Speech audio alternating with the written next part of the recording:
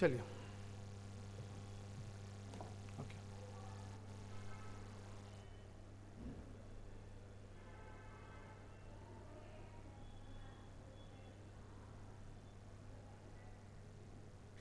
चलिए तो good afternoon, start करते हैं। ठीक है, सभी लोगों को आज का हमारा क्लास है, ठीक है, प्रोज का तीसरा क्लास है। ठीक है, प्रोज के पहले क्लास में हमने नॉन फिक्शन के बारे में स्टार्ट किया था।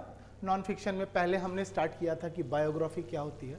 फिर दूसरे क्लास में हमने ऑटोबायोग्राफी और ऐसे पे चर्चा की थी। ठीक है, तो इसको थोड़ी समझ लेते हैं हम लोग। हम लोगों की जो यूट्यूब पे भी क्लास है उसमें नॉन फिक्शन पूरी पढ़ा दी गई है, बायोग्राफी, ऑटोबायोग्राफी और एसेस के बारे में। आज को हमारा जो टॉपिक है वो है फिक्शन। ये प्रोज का सेकेंड पार्ट है। इसके बाद थर्ड पार्ट जो आता है उसे हम लोग कहते हैं लिटरेरी क्रिटिसिज्म। अब फिक्शन शब्द का मतलब ही होता है काल्पनिक, बट इसके अंतर्गत और क्या क्या चीज आती है।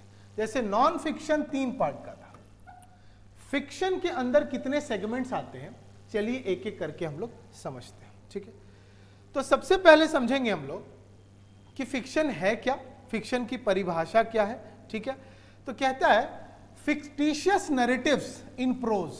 फिक्शन क्या है? फिक्टिशियस नैरेटिव इन प्रोज, यानी काल्पनिक नरेशन प्रोज के अंतर्गत एक ऐसा पार्ट है जिसमें काल्पनिक चीजों को नरेट किया जाता है, कहानियों को नरेशन किया जाता है। It may be based on facts but narrated with the colour of imagination. कहने का मतलब है कि शायद इसमें कुछ तथ्य हो, हर चीज काल्पनिक ना हो, लेकिन बोलते हैं ना जैसे कि कहानी में कुछ मिर्च मसाला बता के या उस तरीके से हम लोग बताते हैं, समझिए उस तरीके का पार्ट हो गया, मतलब कुछ अपना एलिमेंट हो गया। ठीक है, कोई फेमस पर्सनालिटी मान लीजिए गांधी जी है, वो रियल है, वो फिक्शन नहीं है, बट उन पे अगर कोई मूवी बना तो कुछ चीजें सच दिखाई जाएंगी, कुछ चीजों को थोड़ा सा नैरेटिव और इमेजिनेटिव वे में दिखाया जाएगा उनके लाइफ के बारे में, या उन्हें क्या पसंद ना पसंद था। तो फिक्शन वो भी हो सकता है। आगे समझते हैं, it is different from factual reports. अब फैक्चुअल रिपोर्ट्स का मतलब क्या होता है? फैक्चुअल रिपोर्ट जैसे आपका बायोग्राफी हो गया, ऑटोबायोग्राफी हो गया, आपका एसेज हो गया, इसे फैक्चुअल रिपोर्ट्स कहते हैं, जो कोई एग्जैक्ट तथ्य किसी फैक्ट की बात करता है। फिक्शन फैक्ट की बात नहीं करता। फिक्शन हमेशा स्पाइसेस यानी मिर्च मसाला लगा के बनाई गई कहानियों को ही बोलते हैं। सरल शब्दों में बता रहा हूं, आगे समझते हैं। All novels and short stories fall under this genre. Genre का मतलब होता है काइंड, जॉनर का मतलब होता है काइंड। जितने भी बोलते हैं ना नॉवल है या शॉर्ट स्टोरीज है या नोवेला है या नोवेलेट है, आगे हम लोग सबको पढ़ेंगे कि नोवेल क्या होता है, नोवेला क्या होता है, नोवेलेट क्या होता है, मेटाफिक्शन क्या होता है। ये सभी के सभी इस काइंड में, इस जॉनर, इस क्षेत्र के अंदर आते हैं, यानी फिक्शन के अंदर आते हैं। ठीक है, fables, parables, fairy tales and folklores are not called fiction though there are fictional elements in each of them. जैसे क्या होता है, फेबल्स का मतलब और पैराबल्स का मतलब होता है जनरली वैसी कहानियां जिसमें हम मॉरल स्टोरीज बताते हैं, मतलब कहानियों के पीछे या लास्ट में हम कुछ मॉरल वैल्यू सिखाते हैं ना, बचपन के स्कूल के किताबों में हुआ करता था। ठीक है, उसको पार्शली लिटरेचर कहती है कि उसको आप फिक्शन नहीं कह सकते। ठीक है, उसके बाद फोकलोर्स, किसी की प्रथाएं, किसी की समाज, किसी के कस्टम, किसी के रिचुअल्स पे अगर आधारित कुछ कहानियां हैं, उसे भी पार्शली हम फिक्शन नहीं कह सकते। ठीक है, क्यों? लेकिन फिर भी उसके अंदर कुछ फिक्शनल कैरेक्टर्स होते हैं। ठीक है, यानी फोकलोर क्या हो गया? फोकलोर मतलब कोई, आपने ये सुना होगा अमर चित्र कथा। अमर चित्र कथा क्यों फेमस है? बचपन में किताबें हम लोग पढ़ा करते थे, वो फोकलोर को दिखाती थी। फोकलोर कहने का मतलब हो गया कोई जानवर वगैरह को कोई किरदार दे दिया गया। मोगली सुने? मोगली सुने तो समझे कुछ उस तरह का था, बट उसको एग्जैक्टली फिक्शन नहीं कहा जाता। फिक्शन एक बहुत बड़ा टॉपिक है। फिक्शन को पहचानने के लिए हमें समझना पड़ेगा कि क्या ऐसे पॉइंट्स होती है जो फिक्शन को बनाती है, फिक्शन में कौन कौन से ऐसे कड़ी होते हैं जिसको रियली में उसको फिक्शन कहते हैं। फिक्शन एक बहुत बड़ा जॉनर है। ठीक है, तो समझते हैं फिक्शन को और तरीके से हम लोग। ठीक है, सबसे पहले हम लोग समझेंगे कि एलिमेंट्स ऑफ फिक्शन क्या होता है। एलिमेंट्स का मतलब कि फिक्शन को बनाने के लिए हमें किस किस चीज का जरूरत होता है। अब याद करिए, जब हम ड्रामा पढ़ रहे थे, ड्रामा के बारे में, तो ड्रामा में हमने पढ़ा कि ड्रामा का एक राइज एंड फॉल होता है। ठीक है, जिसमें पहले स्टार्टिंग पॉइंट, एक्सपोजिशन, ठीक है, क्लाइमैक्स होता है, ठीक है, फिर डिक्लाइनिंग होता है, तो वो ड्रामा का चार्ट होता है। ड्रामा, अब यहां समझिए कि फिक्शन में फिक्शन की कौन कौन सी कड़ियां हैं और एलिमेंट्स है जो हमें जानना पड़ेगा। तो सबसे पहला जो पॉइंट आता है उसे हम कहते हैं प्लॉट। कभी भी किसी कहानी किसी प्लॉट पे आधारित होता है। अब प्लॉट किसे कहते हैं, मेरे ख्याल से कहीं ना कहीं थोड़ा बहुत आपको पता है, बट प्लॉट को थोड़े अच्छे से समझते हैं। प्लॉट होता है the sequence of events in a story, एक कहानी को कहने का क्रम, एक कहानी को कहने का क्रोनोलॉजी, एक कहानी को कहने का तरीका, ठीक है, किस सीक्वेंस में कहा गया, किस नंबर में कहा गया, ठीक है, उसे हम लोग कहते हैं plot. Traditionally with a beginning, middle and and. जैसे अभी क्या होता है, नॉर्मली कभी भी जो प्लॉट बनता था या मैक्सिमम जितने भी फिक्शनल नॉवेल्स होते हैं, ठीक है, उसमें क्या होता है, एक क्रम होती है, कहानी की शुरुआत हुई, फिर मिडिल हुआ, फिर एंड हो गया, ठीक। बट मॉडर्न सिनेरियो में क्या हो सकता है दो प्लॉट चल रहा है। या आपने बहुत बार ऐसा मूवी देखा होगा बॉलीवुड में या मे भी हॉलीवुड में कि अभी अचानक पहले दिखाएगा 2000, फिर अचानक 30 साल पहले का, फिर वापस आ गया 2000 में क्या चला, यानी दो कहानियां आपस में चल रही हैं। एक भूतकाल का कहानी पास्ट में चल रही है और एक प्रेजेंट में कहानी चल रही है, तो दो पैरेलल चीजों को भी दिखाई जाती है। बट ये मॉडर्न एडेप्टेशन है। नॉर्मली क्या होता है, फिक्शन में एक बिगिनिंग होता है, एक मिडिल होता है और एक एंड होता है, ठीक है। Design to resolve a conflict. और इसको क्यों बनाया जाता है, किसी कॉन्फ्लिक्ट, बिगिनिंग में किसी किरदार के बारे में हम लोग जाने, मिडिल में शायद हो सकता है उसकी जीवन की परेशानियां को देखें, और लास्ट में एंड मतलब उस किरदार की जीवन के साथ क्या होती है, क्या वो किरदार खत्म हो जाता है, मर जाता है, उसके जीवन में कुछ परिवर्तन आती है। तो एक कॉन्फ्लिक्ट को सॉल्व करने के लिए, किसी क्लाइमैक्स पे आने के लिए एक प्लॉट को बताया जाता है कि उसका आखिर निष्कर्ष क्या हुआ, ठीक है। मॉडर्न प्लॉट्स में डेविएट फ्रॉम दिस स्ट्रक्चर। अब जैसा कि मैंने बताया कि आजकल के मॉडर्न जो प्लॉट है वो हो सकता है कि कहानियों को उल्टे तरीके से दिखाए। हॉलीवुड के एक बहुत फेमस डायरेक्टर है, शायद आपने देखा होगा, उनका नाम है क्रिस्टोफर नोलन। उनकी एक मूवी आई थी मोमेंटो। उस मूवी का नकल आमिर खान की एक मूवी में देखा होगा आपने, गजनी, ठीक है। गजनी में क्या था, गजनी की शुरुआत होती है कि एक इंसान ने शरीर में टैटू वैटू बना दिया, लिखा हुआ है किसी का नंबर, फिर हु किल्ड कल्पना, फिर किसी का नंबर, किल्ड गजनी, ठीक है। फिर धीरे धीरे बिल्ड होता है प्लॉट और उस पता चलता है कि उसके साथ क्या हुआ, उसके सर में स्कार कैसे लगा हुआ है। फिर वो अपने पास्ट में जाता है, अपनी लव स्टोरी को बताता, फिर वापस कहानी वापस आती है प्रेजेंट में और अपना रिवेंज को दिखाता। तो मॉडर्न नॉवल हो सकता है कि back and fourth past and present को दिखाए, बट जनरली ये पहले सीक्वेंस में चलता था, क्रोनोलॉजिकल ऑर्डर में चलता था, ठीक है। तो ये है प्लॉट। प्लॉट का बहुत अहम होता है, प्लॉट एक स्टाइल होता है, प्लॉट डिफरेंट भी हो सकता है, अलग अलग राइटर्स अलग अलग प्रकार के प्लॉट भी लिख सकते हैं, ठीक है। आगे बढ़ते हैं।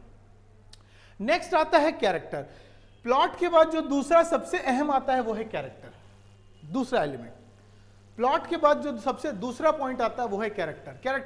कैरेक्टर कहने का मतलब हो गया कोई इंडिविजुअल हो गया, कोई ह्यूमन हो गया, एनिमल हो गया, ठीक है, या कोई इमेजिनरी काल्पनिक चीज हो गया विद इन द स्टोरी, कहानी के विद इन। अब कैरेक्टर्स अलग अलग टाइप के हो सकते हैं। कैरेक्टर्स मुख्य किरदार हो सकते हैं जिसको प्रोटैगनिस्ट बोलते हैं, एंटागनिस्ट बोलते हैं। कैरेक्टर्स जेस्टर्स की तरह हो सकते हैं। जेस्टर्स मतलब, हालांकि जेस्टर वर्ड ड्रामा के लिए यूज किया जाता था, जेस्टर्स का मतलब कोई कॉमिकल कैरेक्टर हो गया। कुछ कैरेक्टर्स होते हैं जो बहुत डायनामिक होते हैं, जिनके पूरे कहानी में बहुत उतार चढ़ाव आया उनकी जिंदगी में। कुछ कैरेक्टर्स स्टैटिक होते हैं, स्टैटिक मतलब उनका किरदार जैसा का तैसा ही रहेगा। तो समझते हैं कि आखिर कैरेक्टर्स कितने टाइप के हैं और कैरेक्टर्स क्या क्या सिग्निफाई करते हैं। पहला पॉइंट है मेजर कैरेक्टर्स। मेजर कैरेक्टर्स जैसे प्ले सिग्निफिकेंट रोल्स, जैसे प्रोटैगनिस्ट, और दूसरा उसका उल्टा एंटागनिस्ट। ये दोनों मुख्य किरदार होते हैं, हीरो और विलन, हम लोग इसको ज्यादा समझते हैं।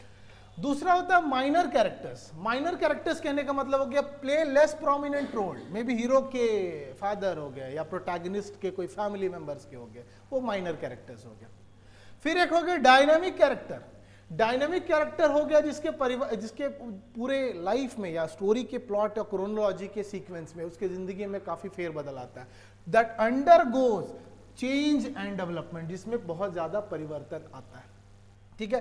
फिर एक होता है स्टैटिक कैरेक्टर्स। स्टैटिक कैरेक्टर मतलब जो हमेशा रिमेन अनचेंज होता है। अब स्टैटिक कैरेक्टर कहने का मतलब है, जैसे कि मान लीजिए बहुत सारी कहानियों में आप देखे हैं कि एक हीरो है, एक्टर है, किसी चाय की दुकान पे जाता है, वहीं बैठता है, उसे उस चाय की दुकान पे हमेशा एक बूढ़ा इंसान मिलता है जो उसको कुछ ना कुछ ज्ञान की बातें देता है।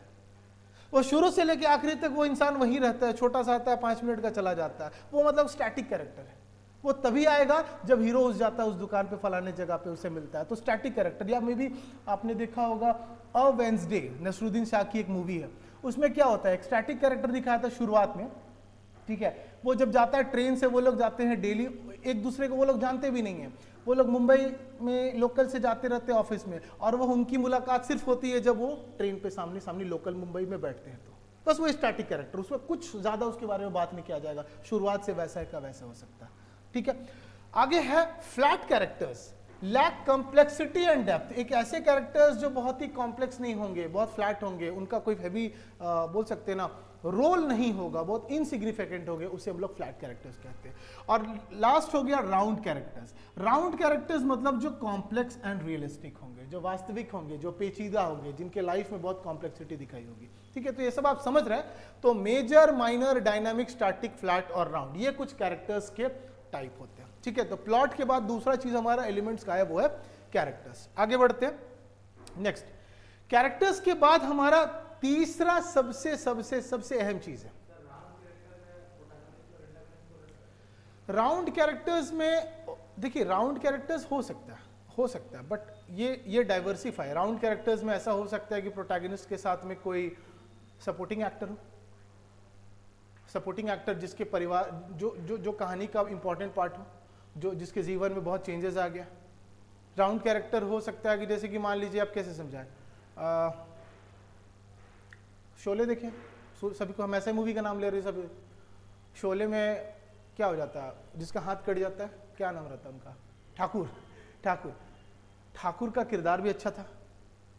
उसके पर्सनालिटी में कितने चेंजेस आते हैं। शुरू में वो पुलिस वाला रहता है, गब्बर को पकड़ने जाता है, बाद में हाथ कट जाता है, बेचारा बदला लेने के लिए रहता है। लेकिन क्या वो प्रोटैगनिस्ट था?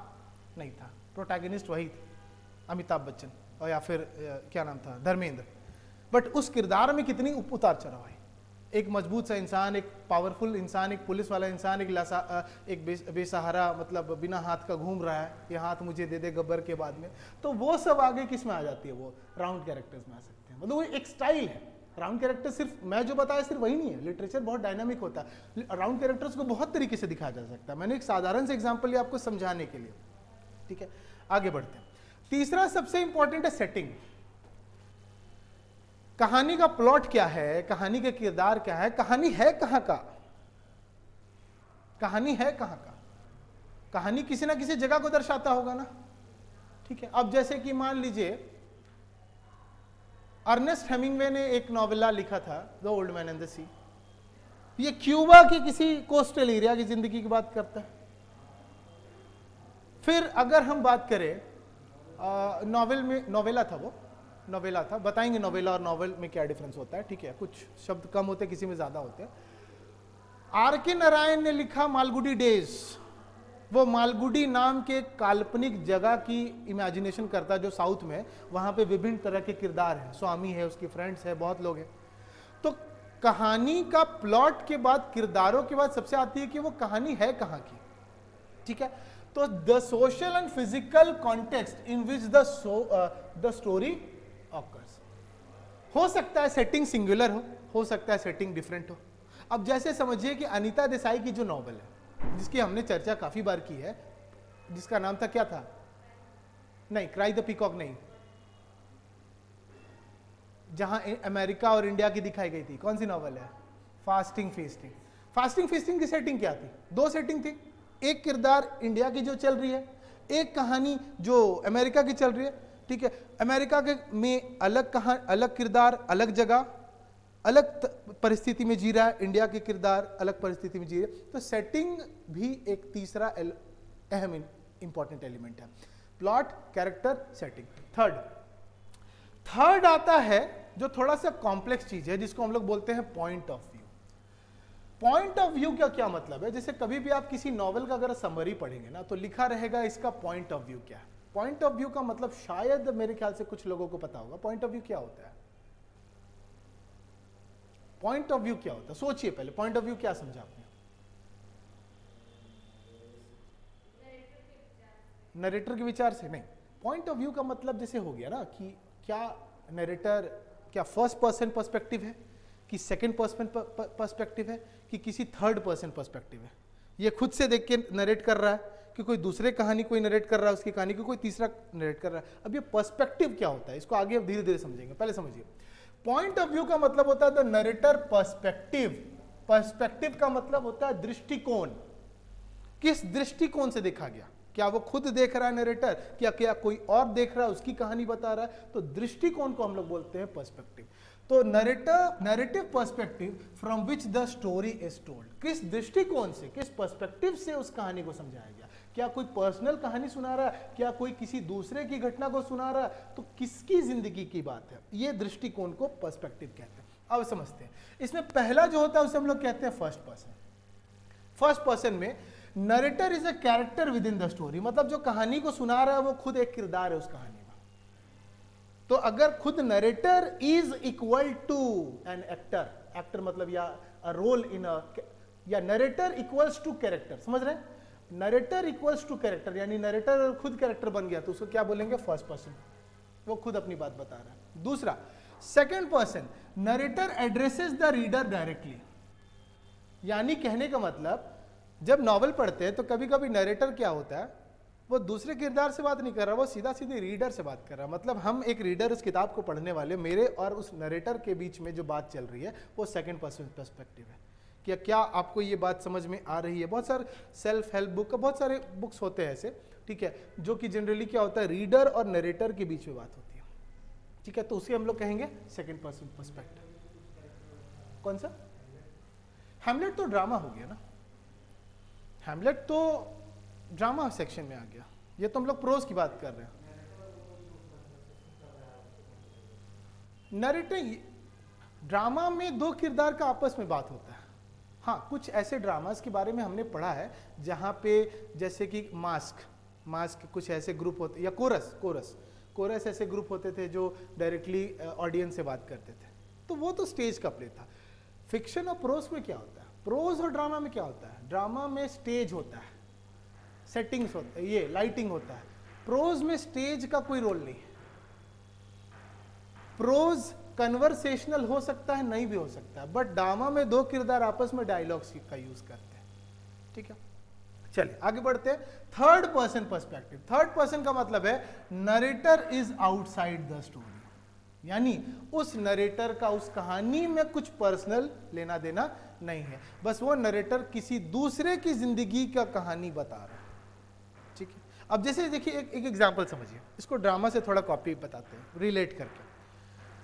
आपने देखा होगा कभी आपने दो वर्ड के बारे में सुना होगा, एक होता है प्रोलॉग और एक होता है एपीलॉग, ठीक है, या आप ऐसे समझिए और उसको सिंपल तरीके से समझाते हैं। कभी शायद आपने अपने लाइफ में रामलीला वगैरह देखा होगा। अब रामलीला तो प्रोज नहीं है, वो तो थिएटर है, एक तरह से ड्रामा का पार्ट है, बट जब कभी स्टार्ट होता था तो होने से पहले एक बीच में आता था व्यक्ति और बताने वाला था कि इसके पहले अब क्या होने वाला किरदार। वो किससे बात करता था, वो दो काम करता था, ऑडियंस से भी बात करता था, यानी वो सेकंड पर्सन का भी काम करता था कि देखिए अब आने वाले हैं हनुमान जी संजीवनी बूटी लेके, और दूसरा कि आगे क्या होने वाला है या दूसरे किरदारों की जिंदगी में क्या चल रही है वो भी बताता, ठीक है। तो समझिए कि हालांकि वो ड्रामा था, वो ड्रामा का पार्ट है, थिएटर, तो समझिए इसी तरह से एक ऐसा किरदार, एक व्यक्ति है जो कहानी को नरेट कर रहा है। या समझिए कभी कभी क्या होता है, मान लीजिए कोई नॉवल को जब आप पढ़ते हैं तो नॉवल के शुरुआत में कभी कभी प्रीफेस लिखा रहता है, एक वर्ड होता है प्रीफेस टू द नॉवल।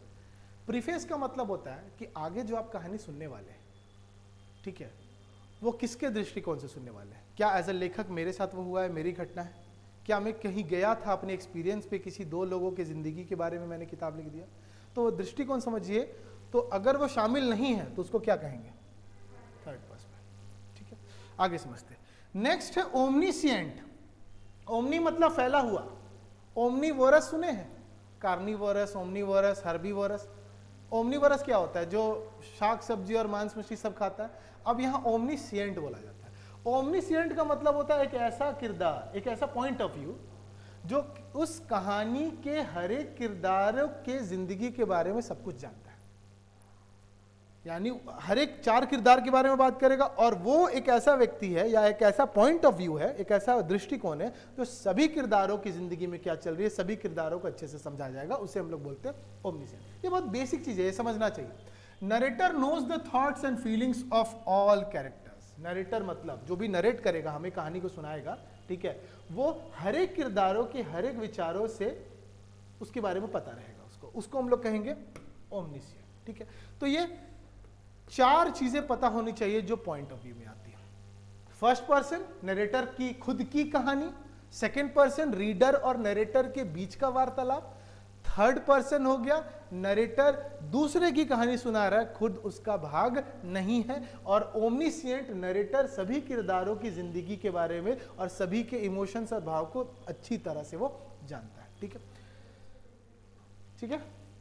आगे आता है, अब इसके बाद 5वां अहम पॉइंट है जिसको हम लोग कहते हैं थीम।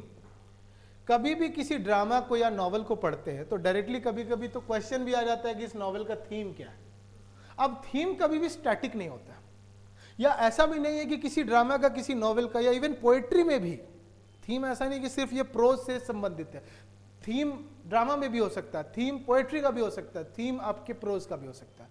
थीम कभी कभी मल्टीफेसेटेड भी हो सकते हैं, यानी 2-2 थीम हो सकते हैं, ठीक है। तो थीम क्या होता है? द सेंट्रल आइडिया और the message of the story. मतलब ये हमें क्या थीम देना चाहता है। अब जैसे कि मान लीजिए कि कोई कहानी है, जैसे एडगर एलन पो। एडगर एलन पो एक अमेरिकन राइटर है, वो हमेशा डार्क स्टोरीज लिखते थे, मतलब भूतों की, आत्मा की, यार आखिरी में कोई व्यक्ति का मर गया, अज्ञात तरीके से उसकी लाश मिली, ठीक है, इसी टाइप की उनकी कहानियां आती थी, ठीक है। तो उसके अलग अलग थीम्स होते थे। सस्पेंस हो सकता है, फैंटेसी हो सकता है कि वो डेथ दिखाए, हो सकता है ऑप्टिमिस्टिक दिखाए, हो सकता है पेसिमिज्म, नकारात्मक दिखाए, मतलब थीम कुछ भी हो सकता है। 2-2 थीम भी हो सकता है एक कहानी का, ऐसा नहीं कि एक कहानी का एक ही थीम होगा, ठीक है। तो थीम एक बहुत बड़ा चीज है। अब दूसरी बात, थीम कभी भी कहानी में स्पष्ट रूप से साफ शब्दों में नहीं लिखा रहता है। थीम एक रीडर को कहानी को पढ़ने के बाद खुद से जज किया जाता है। इसलिए बहुत सारे रीडर्स का थीम का पॉइंट ऑफ व्यू अलग हो सकता है। हो सकता है आपने इस कहानी से जो चीज सीखा और जिस थीम को मान रहे हो, मेरा थीम कुछ अलग हो सकता है। मैं उस कहानी के किसी अलग पहलू को पकड़ के उसको थीम मान रहा हूं, उसका मुख्य आधार मान रहा हूं। थीम का मतलब हो गया कि आखिर इस कहानी का आधार क्या है। तो हो सकता है आपके लिए कहानी का आधार हो सकता है उस किरदार की जिंदगी, और मेरे लिए थीम हो सकता है कि ओवरऑल मुझे क्या सिखा के गया। तो थीम वैरी कर सकता है, थीम हो सकता है फिक्स्ड हो या फिक्स्ड ना भी हो, ठीक है। आगे बढ़ते हैं। नेक्स्ट, छठा सबसे इंपॉर्टेंट आता है जो है डायलॉग। अब जनरली डायलॉग ड्रामा में देखा जाता है ज्यादातर पे, बट ड्रामा यहां भी डायलॉग की बहुत अहमियत है, ठीक है। यहां भी ड्रामा का बहुत अहमियत है, ठीक है। अब डायलॉग समझते हैं। डायलॉग क्या कहता है? It is essential in fiction, बहुत जरूरी है फिक्शन में। It shows action, advances in plots, creates drama and conflict, reveals character, sets mood and can indicate time or theme। समझिए, एक एक चीज को धीरे धीरे समझते हैं। डायलॉग क्या करता है? अब किताब अगर आप नॉवल पढ़ रहे हैं तो एक्शन आपके सामने हो तो नहीं रहा, हम उस एक्शन को कैसे करके दिखाएंगे? डायलॉग से बताएंगे। तो ये एक्शन दिखा सकता है, कहानी कैसे आगे बढ़ रही है वो दिखा सकता है, ये हमें एक सस्पेंस या कोई पेचीदगी या कोई डिस्प्यूट, कोई कॉन्फ्लिक्ट दिखा सकता है, किरदारों के जीवनी के बारे में बता सकता है, किरदार कैसा है, अच्छा है, बुरा है, मजाकिया है, या स्प्लिट पर्सनालिटी वाला है, कभी अपरिचित जैसा, कभी अच्छा बन जाता है, कभी खराब बन जाता है, ठीक है।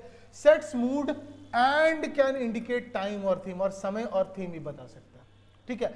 Good dialogue makes character believable and connects to the, मतलब डायलॉग से क्या होता है, इंसान किसी भी कहानी को रीड करता है तो ये कनेक्ट करता है। तो ये बेसिकली 6 इंपॉर्टेंट पॉइंट है हमारे एलिमेंट्स ऑफ फिक्शन में, ठीक है। पहला क्या था? प्लॉट। दूसरा क्या था? कैरेक्टर्स। कैरेक्टर्स के बाद क्या था? सेटिंग। सेटिंग्स के बाद था theme. Point of view. Point of view के बाद था थीम, और थीम के बाद था डायलॉग। बहुत जगह पे डायलॉग्स नहीं लिखा रहता, बहुत जगह पे 5 ही दिया रहता, बट ये 6 भी हो सकता है।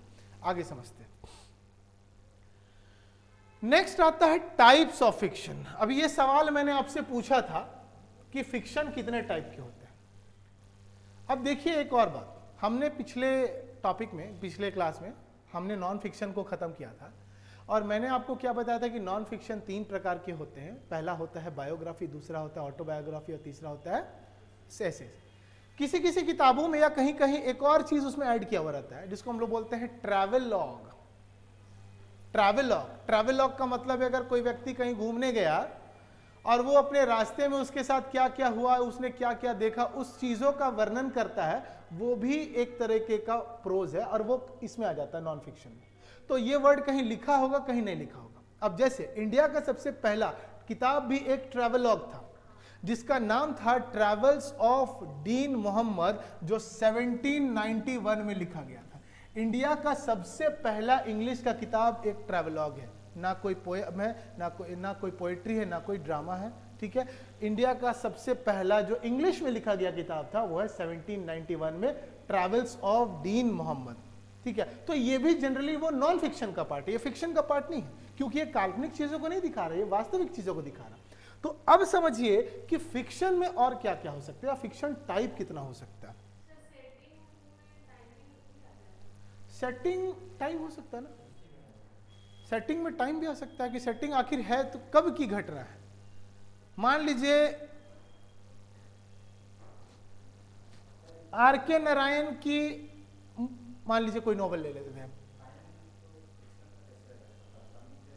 नहीं, कैसे नहीं, किरदार हमारे काल्पनिक हो सकते हैं। जगह क्या, मालगुडी डेज, आर.के. नारायण की सभी लगभग नॉवेल्स में एक कॉमन सा पॉइंट था, कहानियां एक ही जगह पे केंद्रित थी, मालगुडी पे। तो समय भी तो केंद्रित था, 1960 का दशक था या 1970 का दशक था। आखिर सभी किरदारों का जिंदगी जो दिखाया गया कौन से समय पे केंद्रित था। आर.के. नारायण का एक बहुत फेमस है द पेंटर ऑफ साइंस, वो 1970s का स्टोरी है। तो टाइम तो बताना पड़ेगा ना कि आप किसी एक जगह पे, किसी स्थान पे, किसी किरदार की कब की जिंदगी की कब की बात कर रहे हैं। तो टाइम भी एक इंपॉर्टेंट पार्ट हो सकता है।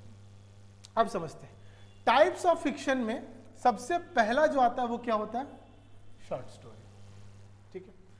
शॉर्ट स्टोरी, शॉर्ट स्टोरी क्या होता है, a brief work of fiction that can be red in one go. मतलब क्या होता है, नॉवल आप एक बार, कितने भी अच्छे रीडर है ना, हो सकता है कि आप, बहुत कम ही लोग हैं जो एक बार में 200 पेज पढ़ सकते हैं, लेकिन शॉर्ट स्टोरीज आप एक बार में पढ़ सकते हैं।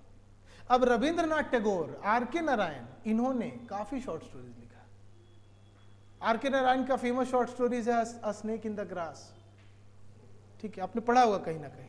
या एस्ट्रोलॉजर्स डे, एक एस्ट्रोलॉजर भागा हुआ रहता है क्राइम करके, बाद में आके कहीं पे वो किसी दूसरे का भविष्यवाणी करता है। एस्ट्रोलॉजर्स डे कितना होगा, 7, 8, 10 पेज के होते हैं।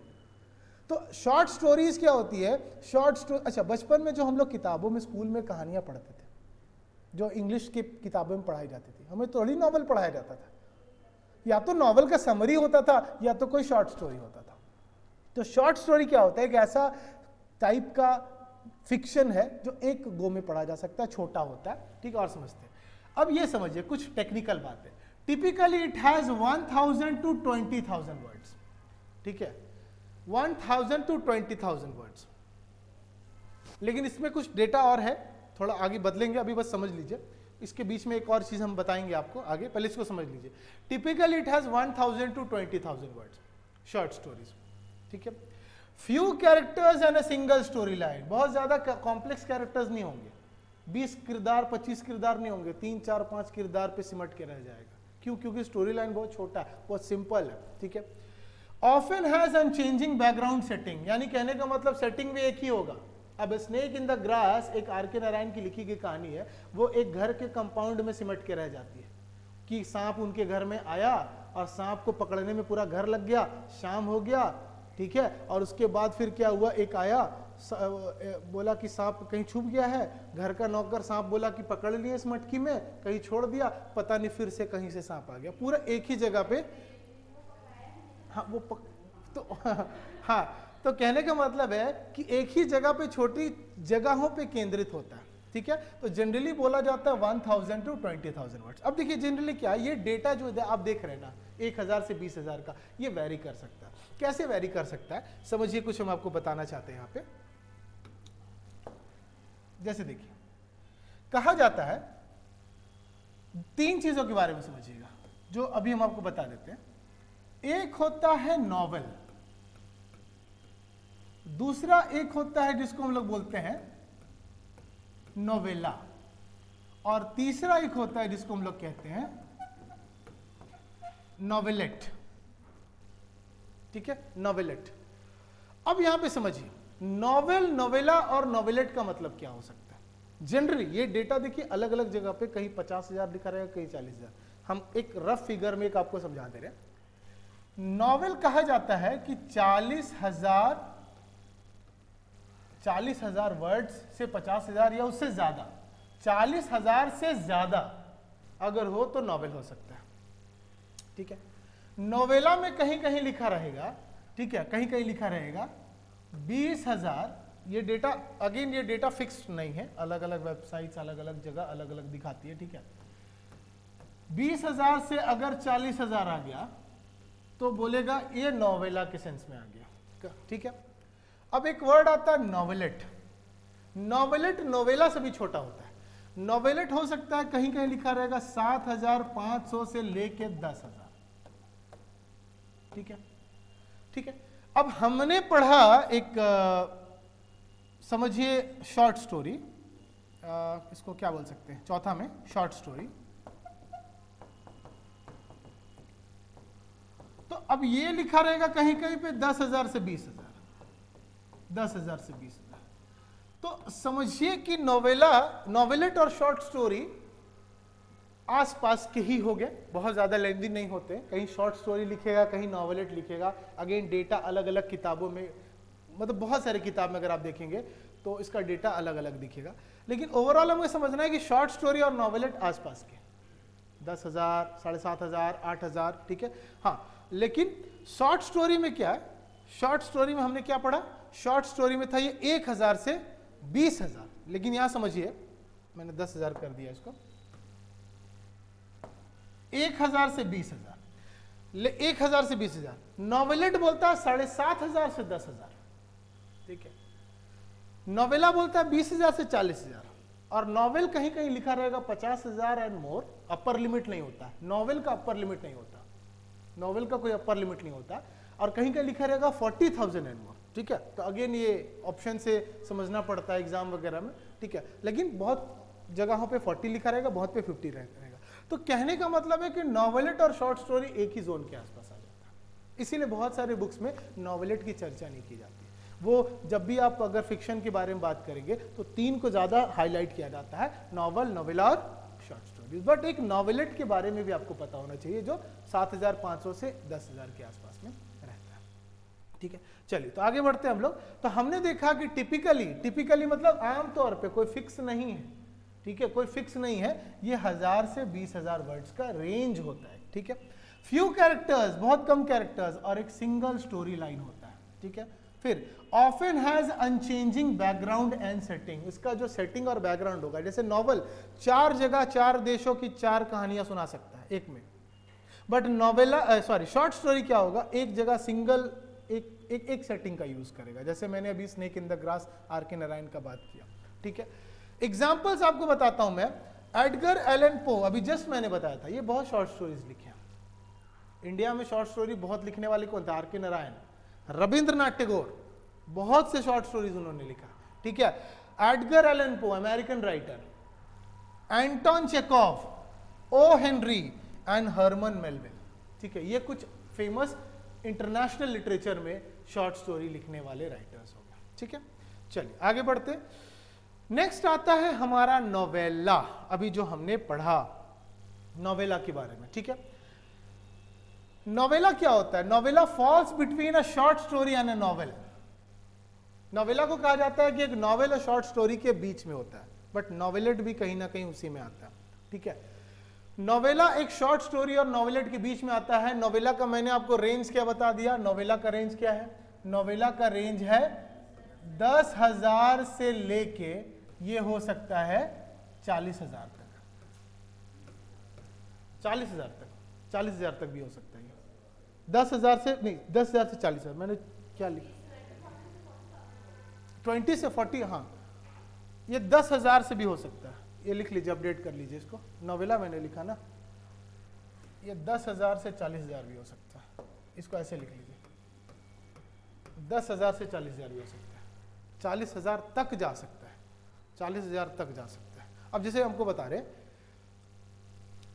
जोसेफ कॉनराड का एक नॉवल है, नोवेला,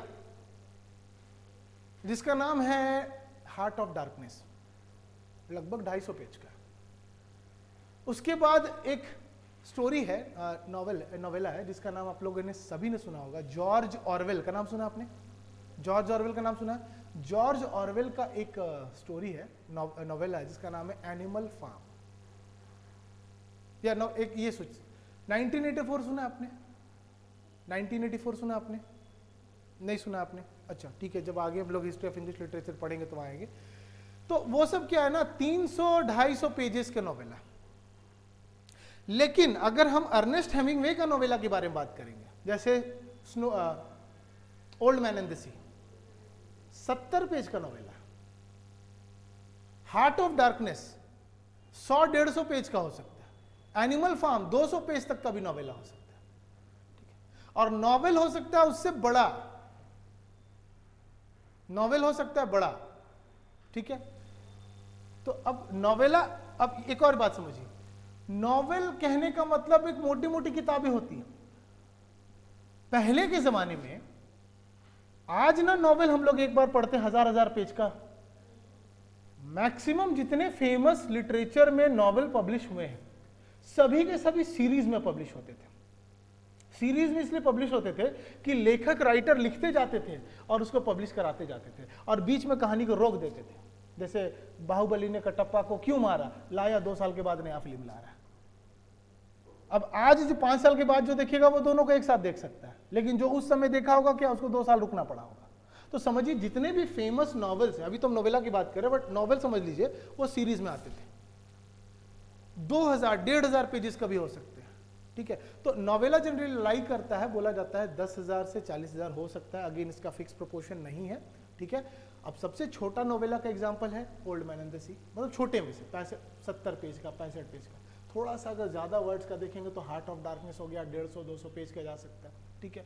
तो नोवेला क्या कहता है, falls between a short story and a novel in terms of length. Longer than short story होगा बट शॉर्टर देन नॉवेल होगा, जाहिर सा बात है, दोनों के बीच में आ रहा है। टिपिकली हैज अ फ्यूअर सब प्लॉट्स। सब प्लॉट्स का मतलब क्या होता है? सब प्लॉट से क्या समझते हैं आप लोग? सब प्लॉट से क्या समझते हैं? सब प्लॉट्स का मतलब एक प्लॉट के अंदर दूसरी कहानी चल रही है। प्लॉट का मतलब मेन कहानी, मेन कहानी, उस कहानी के अंदर कोई छोटा मोटा और कहानी, एक व्यक्ति की कहानी, मान लीजिए गांधी जी की कहानी चल रही है। हालांकि गांधी जी काल्पनिक है, हम एग्जाम्पल की तरह बता रहे, और गांधी जी के साथ में एक और किरदार है, वो उसकी एक कहानी सुना दिया बीच में थोड़ी देर के लिए। तो सब प्लॉट्स जनरली नोवेला में नहीं होता है, या कम होता है, या तो नहीं होगा या तो कम होगा। And limited characters and setting. Old man and the sea, Cuba के एक छोटे से आइलैंड के पास में एक बीच की कहानी बताई जाती है, जहां मुश्किल से 4-5 किरदार होते हैं। एक है सेंटियागो, एक है मेलोलिन, एक है क्या बोलते हैं, पेड्रो, ठीक है? 2-4-5 लोग आ रहे, बहुत छोटा सा सेटिंग होता है और छोटे कैरेक्टर्स होते हैं, ठीक है?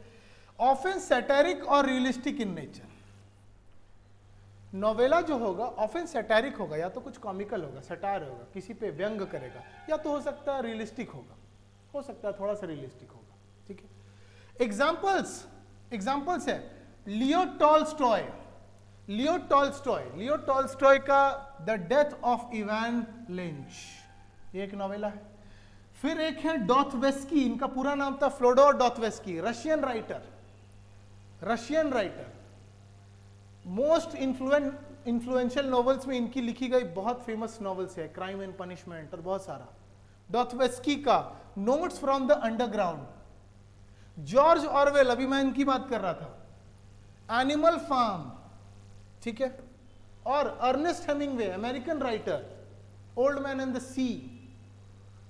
जोसेफ कॉनराड, उनका हार्ट ऑफ डार्कनेस, ये सब कुछ फेमस नॉवेला है। बहुत सारे नॉवेला है, गूगल पे सर्च करेंगे बहुत नॉवेला मिलेगा, लेकिन ये कुछ एग्जाम्पल्स है जिससे आप समझ सकते हैं कि अच्छा नॉवेला इस प्रकार के होते हैं, ठीक है? चलिए आगे बढ़ते हैं। तीसरा आता है हमारा नॉवेल। अब नॉवेल क्या होता है? A longer work of fiction with multiple story lines and characters. Novel multiple story lines and characters, ठीक है। Characters develop over the course of novel, यानी बहुत सारे कैरेक्टर्स ऐसे होंगे कि 100 पेज के बाद आ रहे हैं, 150 पेज के बाद आ रहे हैं, मतलब आपको शुरू के 100-150 पेज में उस किरदार का कहीं नाम ही नहीं आ रहा, एकदम बाद में कैरेक्टर बिल्डअप हो रहा है, ठीक है। कैन हैव वेरियस थीम्स, बहुत सारे थीम्स हो सकते हैं, स्टाइल हो सकता है और नैरेटिव टेक्निक्स हो सकता है, ठीक है। एग्जाम्पल है मुरास्की शिकाबूस का टेल ऑफ गेंजी, आपको नाम लिखने का याद नहीं है, बस हम एग्जाम्पल्स दे रहे हैं। मिगुएल डे करवेंट्स का डॉन क्विक्सॉट, ये बहुत फेमस नाम है, ये बहुत फेमस नॉवेल है, ठीक है। सैमुअल रिचर्डसन का पमेला, ये कुछ फेमस नॉवेल है, और नॉवेल और भी हो सकते हैं। डेविड कॉपरफील्ड, किसने लिखा था? चार्ल्स डिकेंस ने लिखा था। Ulysses written by James Joyce, ठीक है। उसके बाद ओडिसी, बहुत सारे फेमस नॉवेल्स हो सकते हैं, ठीक है। The Lord of the rings, जिसकी मूवी आई थी, एक मूवी 3 घंटे की है, उसकी बुक्स अगर आप देखेंगे ना तो 1500 की 3 किताबें हैं, 1500 पेजेस की, 1000 पेजेस की 2-3 किताबें, ठीक है। तो ये नॉवल का एग्जाम्पल है, और नॉवल का मैंने लगभग रेंज बता दिया, कहीं पे 40,000 एंड अबव लिखा रहेगा, कहीं पे 50,000 एंड अबव लिखा रहेगा। नॉवल का कोई अपर लिमिट नहीं होता, ये याद रखिएगा, ऐसा नहीं कि 50,000 या आसपास में सिमट के रह जाएगा, इसका कोई अपर लिमिट नहीं होता, ठीक है। ठीक है, तो यहां तक आज हम लोग इसको रखते हैं, ठीक है, यहां तक आज इसको हम लोग रखते हैं, ओके। नेक्स्ट क्लास में इसको हम लोग आगे बढ़ाएंगे, ठीक है, और फिर कुछ और एग्जांपल्स देखेंगे, ठीक है। चलिए, उम्मीद करते हैं आज के क्लास में कुछ आपने सीखा। अभी ये टॉपिक जस्ट इंट्रोडक्शन, इसमें और भी बहुत सारे कॉम्प्लेक्स है। अभी शॉर्ट स्टोरी को मैंने सिर्फ बताया नहीं, शॉर्ट स्टोरी पे अलग से बात करेंगे। शॉर्ट स्टोरी कितने टाइप की हो सकती है, शॉर्ट स्टोरी में स्टाइल क्या हो सकता है। अभी सिर्फ शॉर्ट स्टोरी नहीं कि एक ही पैराग्राफ में हमने शॉर्ट स्टोरी के बारे में समझ लिया, अभी ये सारा इंट्रोडक्शन है। अभी इस इंट्रोडक्शन के बाद फिर से शॉर्ट स्टोरी को डिटेल में हम लोग पढ़ेंगे, फिर से नोवेला के बारे में डिटेल में पढ़ेंगे, अलग अलग टाइप का नोवेलास देखेंगे और भी नाम देखेंगे। अभी बस आप समझते चलिए कि ये कुछ टाइप्स होते हैं, ठीक है, फिक्शन का टाइप्स है, ठीक है। शॉर्ट स्टोरी को हम एक पैराग्राफ में नहीं समझा सकते, शॉर्ट स्टोरी के लिए हो सकता है एक क्लास लग जाए पूरा, ठीक है। तो अभी बस बिल्डअप हो रहा है, धीरे धीरे समझिए। उम्मीद करते हैं आपको क्लास अच्छा लगा होगा, एंड लाइक एंड कमेंट जरूर करें। In case if you are looking for कोई भी कोर्स अगर टीजीटी में, उसके लिए आप नीचे दिए हुए नंबर पे कॉल कर सकते हैं।